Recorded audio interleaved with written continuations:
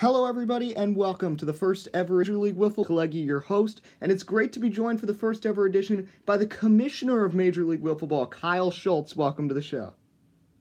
Yeah, thanks, Eddie. Thanks for having me on the show. I'm super excited to talk some wiffle ball. All right, so what we're going to first start with is the history of the MLW, because there are some people here, as this is primarily a NASCAR and basketball channel, who aren't really familiar with Major League Wiffleball. So tell me about how you got this started a few years back and why you started it. Yeah, so we just really loved wiffle ball playing, as kids back in, 2009 is when we started the league. And we started with only 2 teams, 5 total players. And every year we've just gotten better. We've taken a more professional stance lately.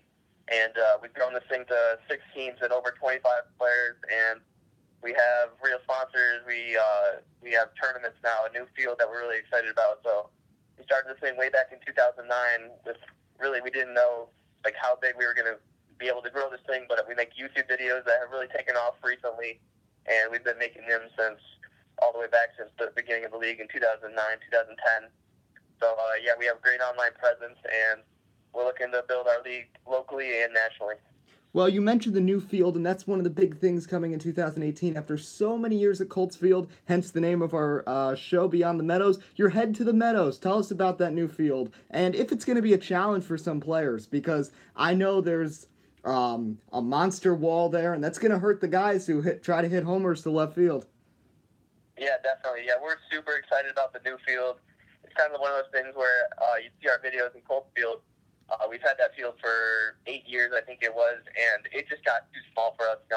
Most of us are in college now, and that fence is pretty short, as well as the pitcher's mound. So with this new field, it allows us to back up the home run fences, back up the pitcher's mound. So some guys might have a harder time transferring to the new field than others. But yeah, like you said, we have the monster in left field that could take away some homers, pushing the mound back to 35 feet as opposed to, I think it was 30. So that's going to be a big change for, I guess guys like Drew, me, Tommy, Daniel, Alex, the main aces of the league. So we'll see how guys adjust. I'm not sure how it's going to go, but we'll see starting on Saturday, May 5th, opening day. Now, you brought up an interesting point about the fact that you guys are in college now. Talk about some of those bonds that you and your brother and some of the other core guys in this league have had for so long, and how you've been able to play together now for almost a decade. Yeah, it's what makes the league go. I mean, I couldn't do this all by myself. Tommy from the Mallards, that you know very well, he's taking a big part in this league right now. He's kind of like my business partner this year. So we're, when we're in college, we're still focusing on the league. It's one of our main priorities. So we look to obtain sponsorships, and we look to work with companies like Ford Sports Park to do, tournaments, out of state. So we're really making MLW a big priority, and like you said, with those bonds, that's what makes it happen. Now, before we get into this season, there is one more thing I want to ask you, because there are a lot of creative people out there, including myself, who love sports, whatever the sport may be, who would love to launch their own leagues. As someone who has had so much success, and you've got thousands of YouTube subscribers, what are some tips that you could offer to people who want to start up a league of any kind?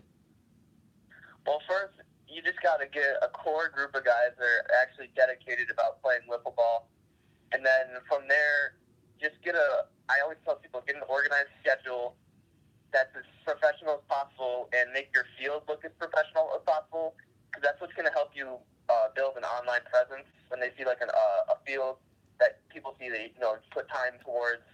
And then also making videos such as even when we started out in 2010, our videos were super low quality, but we had a camera and a video software, and we made it work. And we literally just grew from nothing. So I wouldn't be discouraged if your videos don't do so well, but just, stay with it. Have a home run derby, have an all-star game, have a World Series. Just plan it out, in the spring, so you know what you're doing in the summer. And then with your core group of guys, if you're dedicated enough, you'll make it work. Well, but core and planning ahead of time, those are some of the things that Kyle has just preached. So now we're going to take a look into the 2018 season. Of course, we're coming off of maybe the biggest season so far in MLW, and of course the shocker. The Mallards, the Cobras, playing in the World Series. The Mallards coming back from a 2-0 deficit to win the championship. How are you feeling about the Cobras and the Mallards, especially since they match up to open up the season? Yeah, we're really excited about this series on Saturday. I don't think we've ever opened up with a World Series rematch. I'm not sure we might have, but this is going to be a crazy one because I'm pretty sure all 5 of the Cobras are going to be there. All 3 of the Mallards are going to be there, so it's going to be great. It's going to be just like how it was back in the World Series. Cobras also had Zach Hopman coming back. He had the ACL injury last year, so Cobras are excited about that. But I really like the Cobras this year. The Cobras making a full season of these 5 guys together, unlike last year where they pretty much came on very late in the year. And that's really what sparked their run. So I'm not sure if they're going to have a sophomore slump at all, but I think they're really primed for a great year. And then the Mallards, you know what you're getting from them. You're getting Tommy the Stellar pitching. You get Noah timely hitting. You got McPeak coming back for, hopefully he can pick up the batting average a little bit, but he's a great fielder. It's going to be a good series. It can go either way, but I'm not going to make a prediction. I don't want to get any team mad at all. But yeah, it's going to be a great series.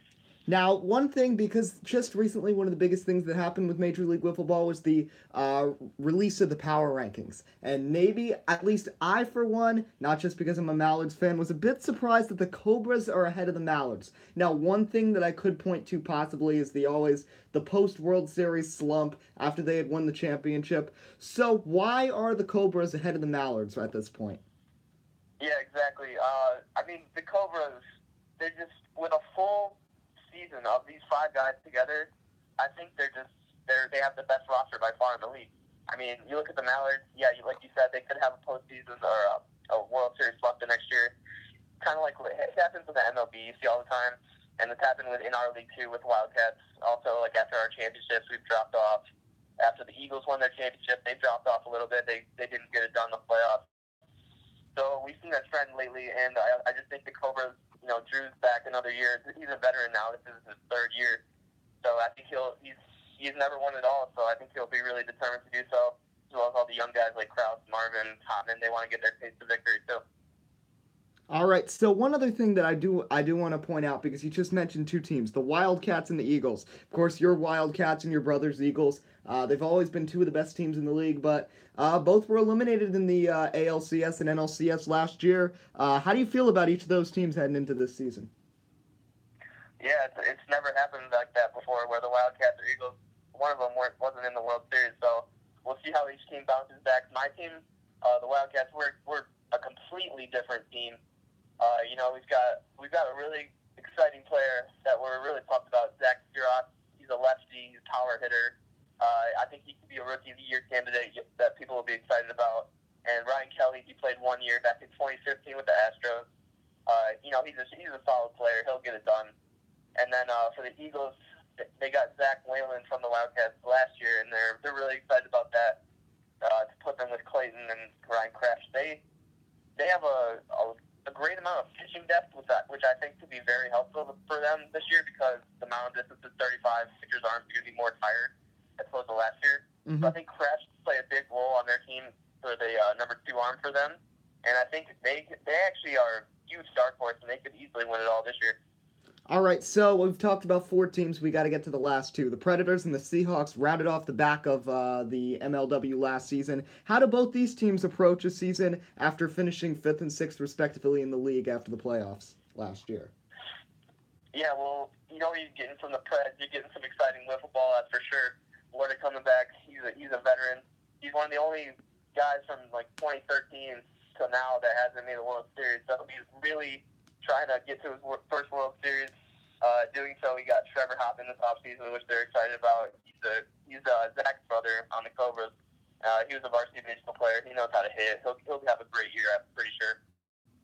But the thing for them is just not the amount of strikeouts they had last year was incredible. They need to cut down the Ks, put the ball in play more. I think this mound distance will help them a little bit. They get more reaction time at the plate. But their fielding is incredible. They know how to hit, or at least Warda and Hopman do, so we'll see how they do. They can always make a run. And for the Seahawks, I'm really not sure. I think it could be the same Seahawks that it always is, but if they try harder and, House and Gable hit some timely home runs, they could win a couple games that people don't think they will, and they could possibly take a series in the postseason, but we'll have to see.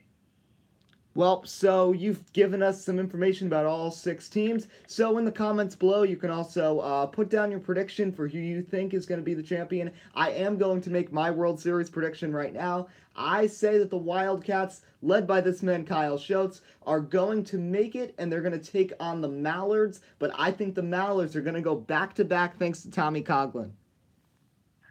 That's a good prediction. I mean, I'd love to see that. I'd love to go head-to-head with Tommy. It'd be crazy. All right, so one last thing that I want to ask you, since you're involved in the league and you always are with all the guys, I want to know which player in the league has the best, funniest personality, sense of humor, whatever. You can go with a couple guys here. You can go with Drew. You know, he's just a guy that you can get flustered and down pretty much by doing anything. He's all over the place. Another guy you can go with is Noah Davrico. You know, he's not the most like a huge, fundamentally sound baseball player, but he gets it done on the wiffle field, which is hilarious. I don't know. It's really those two guys that I think have the funniest personalities or whatnot.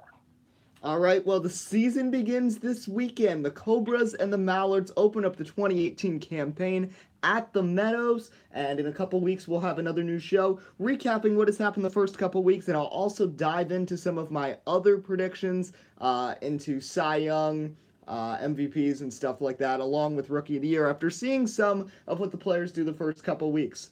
So, Kyle Schultz, thanks for joining us here on the first ever edition of Beyond the Meadows. All right, thanks, Eddie. Thanks for having me. All right, so that's going to wrap up this show. We hope you enjoyed, and we hope you check us out next time here on WUB Network, America's sports leader.